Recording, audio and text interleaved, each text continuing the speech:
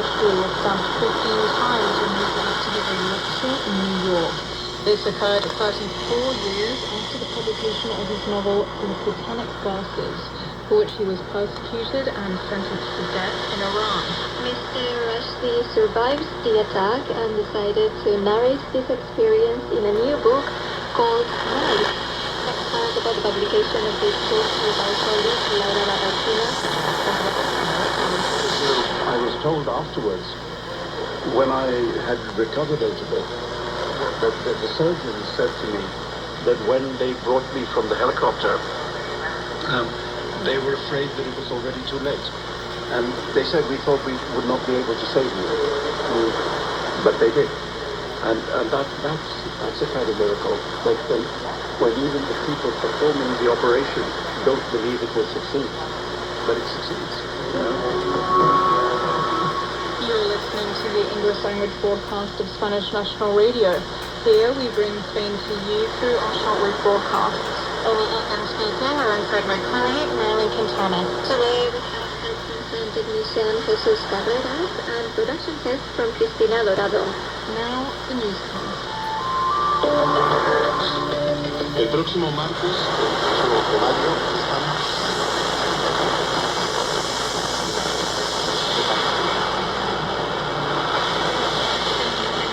Prime Minister Pedro Sánchez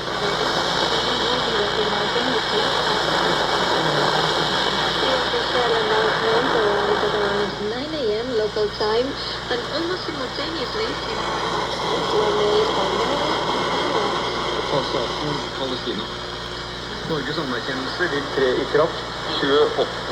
mai. Of unequivocal support for a two-state solution, the only credible path to peace and security for Israel, for Palestine, and for their peoples.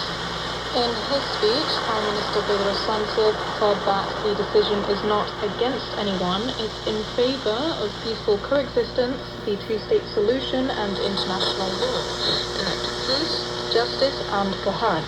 Israel showed a rejection to this decision by recalling their ambassador for consultations and reprimanding Spanish, Irish and Norwegian ambassadors. Israeli Foreign Affairs ministers alleges the recognition of Palestine as a state means rewarding Hamas. Next Tuesday, Spain, Ireland and Norway will join the 147 countries that will recognize the Palestinian state. The diplomatic conflict between Argentina and Spain escalated on Tuesday when Spain declared a 3-minute withdrawal of its ambassador in Argentina.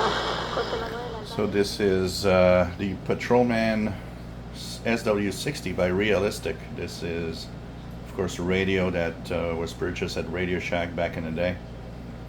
This SW-60 is one that I purchased on eBay for $20. But I have the CB60. That one is an original from my good old days. I would listen to the VHF Police in the UHF range in 1983-ish. And so I have, it's like two little twins. The difference, CB60, instead of shortwave, has 40 channels CB. And the SW60, of course, has shortwave. I could tell you that I would have preferred having the shortwave one back in the day, but you know what, the CB60 is nice, having 40 channel CBs to go through. So you know, this is the era of analog drifting radios, difficult to tune, but it probably made a lot of people happy in the day. So this is Radio Exterior de España, and of course don't know digital tune out here, so we know that it's on 17855, and that's probably what we're listening to. Telescopic antenna only. In the government agreement, it prohibitionists law and the don't shortwave